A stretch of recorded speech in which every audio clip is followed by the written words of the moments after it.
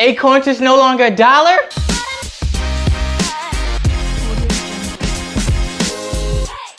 Hey, welcome to Dallas Stock Talk, where I talk about topics relating to investing and finance, but more specifically, the stock market. In this video, I'll be talking about Acorns' new price. So it is no longer $1. So make sure you stick tuned to the end of the video or near the end of the video, because there is one exemption where you can get away from that fee. So definitely make sure you stick around to the end of this video. But before we get started, make sure you smash the like button, because it helps the YouTube algorithm. It helps YouTube know that this is quality content and help my videos reach a broader audience. And also, if you're a big fan of finance and investing and you like finance and investing t-shirts like this, make sure you check out my store, Wall Street Stock Apparel, where I make custom finance and investing t-shirts. Oh, and by the way, make sure you hit that notification bell so you know when I make new videos. Now, what ended up happening is I received an email. They send me the email a couple of times, but they give me a final notice that as of September 21st, Acorns will be no longer $1 and your plan will be updated to the personal one. I wasn't exactly happy, but might have no other choice. So what is Acorns anyway? So Acorns is a platform that allows you to auto invest, which means that you pretty much do nothing. You answer a few questions and then they set a portfolio based off of your risk. So they may have conservative, moderate aggressive. So it's pretty much hands off, so you don't have to worry about it. You just simply invest and then that will be pretty much it. They have a lot of features on it, like the debit card, retirement, custodians accounts. The app is really easy to use, aesthetically pleasing, and it also gives you great visual images so you will know. So if I invest $50 in 10 years, how much money would I have based off of my risk level? And it kind of shows you that really easy. It shows you how much money that amount you would put in versus how much money you would gain from the investing. So it's really good for people who are new and just want to be able to get that overall experience. But it was normally $1 a month, but that $1 a month no longer exists. Now it's $3. So before it was $1 a month, so that'd be $12 a year. But now they 3 times it, so it's now $3, now it's $36 a month. Now on the grander scale of things, as long as you keep actively investing, it won't be that big of a deal. But I don't like the fact that they raised the price. I'm a bargain shopper. And also you have to remember, if you're a big finance fan, you will actually end up seeing the difference. But let me not get too off track. So normally they have 3 different plans. They normally have the Lite Plan, which is $1, which is simply the investment account. That's normally what I use it for.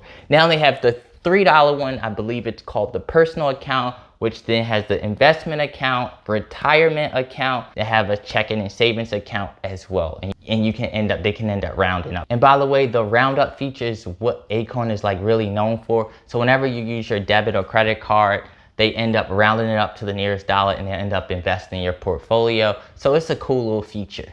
But if you're just using it for that feature, this is not the way to go.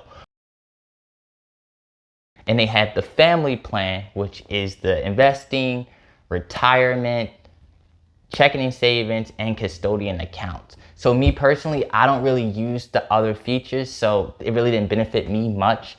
I just used the investment account. Now, if you use all the other features as well, it's probably worth it anyway, but I only use it for the investing account. So no longer the Lite $1 one, it no longer exists. So you have to get the $3 one or the $5 one with the family thing. The good thing about with the family thing is you can put a lot of different people under the account and it still would be the same price. But I don't have a family, or I don't use it for a retirement account. So I'm not really too happy about that. But let me put things into context so you can see. You might say $12 or $36. It's not that big of a difference, especially over a year's time.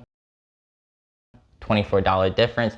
But let me put things in perspective. So this is major if you guys have a lower account balance. So if you're just getting Acorn and you're just investing your spare change, it no longer makes sense. Let me give you an example. So if you have $100 in Acorns, so you have $1 a month, so that's $12 a year. So if you do the $12 over $100, you would get 12%. Now that 12% is what you consider expense ratio. Don't get too caught up with the terminology, but you can just think about it as the cost that it would take to manage the fund. So you can just kind of focus on the dollar amount. However, there's other alternatives out there for, beginners or something, that expense ratio would be, instead of 12%, it could be probably like 0.25% since you're investing passively, which would then make from the $100 you would only be paying a maintenance fee of 25 cents. So if you can see, especially if you don't have a lot of money, it wouldn't necessarily make sense, because even though it's a flat amount, if you don't have a lot more money, then it will not make sense, because if they're taking $36 out of $100, a 36% return to break even. So a lot of times you want to definitely understand things like that. Of course, the more money you end up investing, as you invest more, that expense ratio will be lower and lower. So as long as you're contributing a good amount of money and you're consistently doing it, and you expect your account to keep growing and growing, it may not be that significant. But if you're gonna keep your portfolio, I wanna say under $5,000, there's definitely other alternatives that you could go with. You could go with M1 Finance. That one's free. You could go with, it may be a little bit more difficult to use at first, but you can get used to it. Go with Wealthfront and Betterment. Those are the ones that you could go with if you wanted to invest passively, where you can just pay an expense ratio of 0.25% instead of a dollar amount. And if you have a portfolio under 5,000, you plan on keeping it there, those may be a better alternative. And also, I have a video called Top Investing Apps for 2021. You can check that out. And also, for all these particular platforms, I have affiliate links, so make sure you check the description below. So pretty much some of them you'll get a free stock and I'll get a free stock. Some of them you'll get $20 and I'll get $20. So it's a pretty much way to jumpstart it as well. So I've just had that in the description if you want to check that out. But overall, in the grand scheme of things, even though I don't really like the fact that they made it $1, since I already have a good amount invested in Acorns, it's not that significant. It wouldn't be that big of a deal to me. But I don't like the fact that they did it. They kind of pressured me. I don't like the fact that they did it, but perhaps it was because the Fed's just cranking out that money. No, it was a joke, but who knows? It might not have been a joke, but I would also like it, and perhaps I even should send Acorns an email where it's saying that, hey, if you have an account under $5,000, can you guys consider just doing an expense ratio of 0.25%, which would make it a lot cheaper. However, remember I said there is a way that you can get by that $3 into $1. Now, the way is, they said if you have a hardship, just email them and then they will work with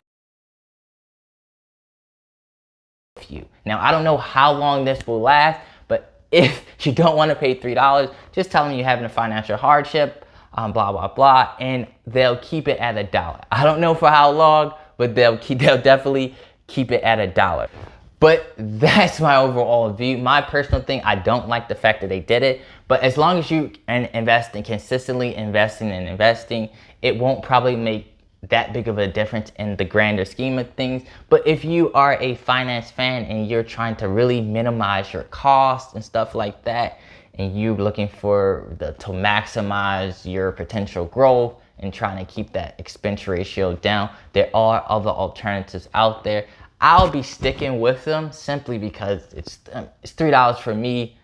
$36 a month wouldn't be that significant. But if, like I said, if you're kind of new and you don't have that amount of money, or you're not planning on increasing it, then then it comes to a problem. Now, like I said, if you're actually using all the other features that they offer, it definitely would be worth it. But I only use the investment account. That's all we care about here.